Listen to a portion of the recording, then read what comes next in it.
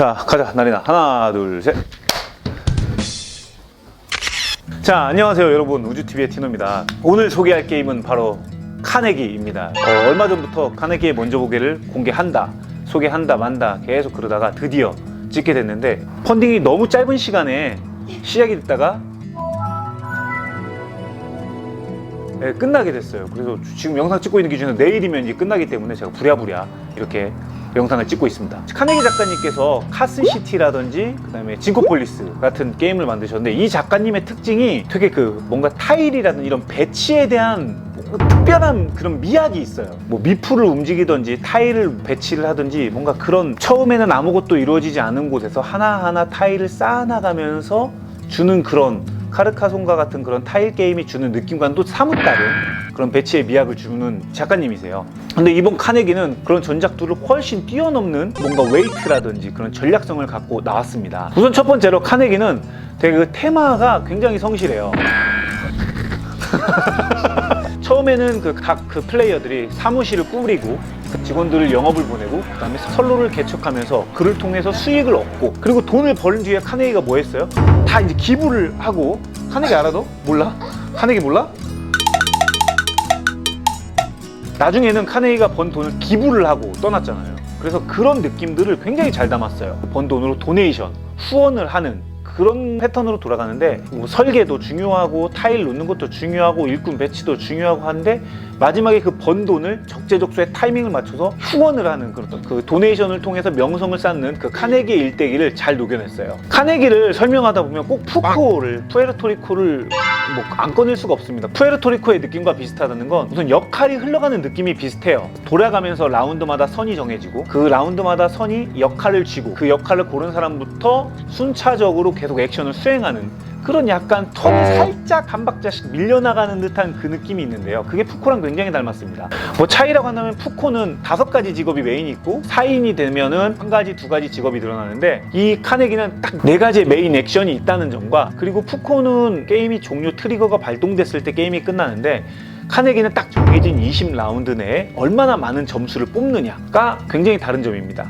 그리고 단순하게 액션을 짚는 것 뿐만 아니라, 액션 칸이 움직일 때 어떠한 수익 타일 위로 액션이 움직여지는지에 따라서 굉장히 이 액션을 내가 지금 필요함에도 다음에 해야 되고, 저 액션이 불필요함에도 어쩔 수 없이 하게 되는 그런, 소위 매니아들이 좋아하는 그 엉킴, 전략의 수의 엉킴을 굉장히 잘 녹여냈고, 매판 할 때마다 수입 트랙의 랜덤 배치, 그리고 인원수에 맞게끔 깔리는 사무실 타일의 배치, 그리고 2인이라든지 3인에 따라서 그 커다란 맵 지도가 어느 일정 부분이 랜덤으로 막히는데, 그런 랜덤성을 통해서 시작부터 판을 보고 어떠한 전략을 짜야겠구나, 어떤 게 유리하겠구나를 생각을 해야 됩니다. 그래서 정해진 20라운드 내에 최대한의 티키타카를 읽어내면서 점수를 효율적으로 뽑아내는 게임입니다. 점수를 얻는 루트들은 굉장히 다양합니다. 뭐 자잘자잘하게 여기도 점수 저기도 점수, 이런 점수 루트는 굉장히 다양한데요, 커다란 흐름 내에서는 하나의 루트를 향해 가고, 그 내에서 이게 먼저냐 저게 먼저냐 우선순위가 계속 뒤바뀌어 가면서 꼬여가는 게임입니다. 그 우선순위가 뒤바뀌면서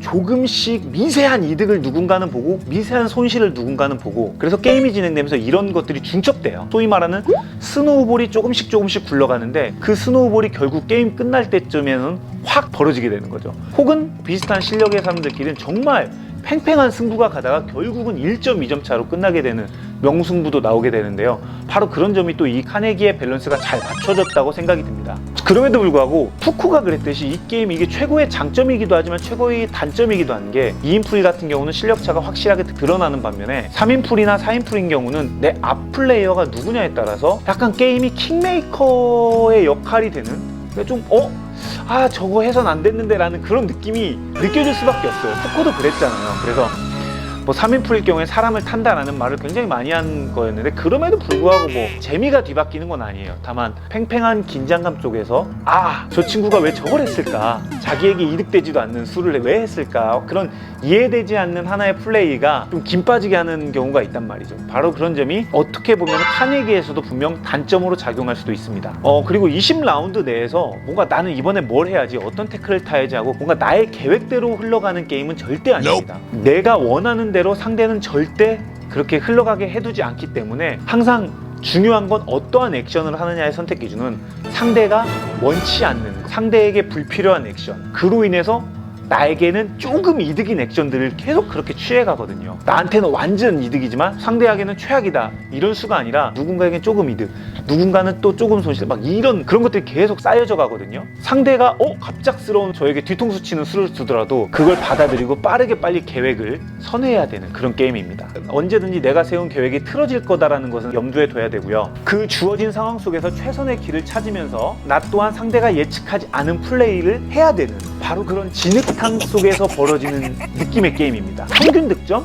최고 득점이 의미가 없고요. 실은 상대편보다 1점, 2점을 더 먹는 게 중요한 겁니다. 그렇기 때문에 상대가 누구냐에 따라서 점수가 최대 200점에서부터 최소 90점, 80점까지도 이렇게 고무줄처럼 차이가 날 수밖에 없어요. 타일의 수라든지 지도의 메꿈, 이런 보정 장치가 있어서 2인이건 3인이건 4인 모두 다 재밌게 즐길 수 있고요. 또 각 플레이 수에 따라서 주는 재미가 저마다 다른 매력이 있습니다. 이게 절대적으로 유리함이 없습니다. 한 명이 아무리 좋은 선택을 하더라도 충분히 수를 생각해보면 견제가 가능한 게임이에요. 그렇기 때문에 계속 매회 실수 없이 치밀하게 계산을 해야 되고 수싸움을 해야 되는 게임입니다. 그런 치밀한 요소, 1, 2카운팅의 희열을 느끼시는 분들께 카네기를 추천드리고요. 운적인 게 전혀 없이 너무 건조하게 막 상대가 둔 수에 기분 나빠하는 그런 분들에게는 추천하지 않는 게임이에요.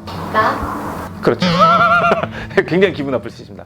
이상 카네기였습니다. 9월 달에 출시되기 전에 보드게임 아레나에서 여러분들이 잡힌 룰로서 에러풀 없이 즐기실 수 있으니까요. 한번 기회가 되신다면 꼭 즐겨보시길 바라겠습니다. 그럼 저는 또 다음에 재미난 게임을 들고 돌아오도록 하겠습니다. 그럼 안녕히 계십시오, 여러분.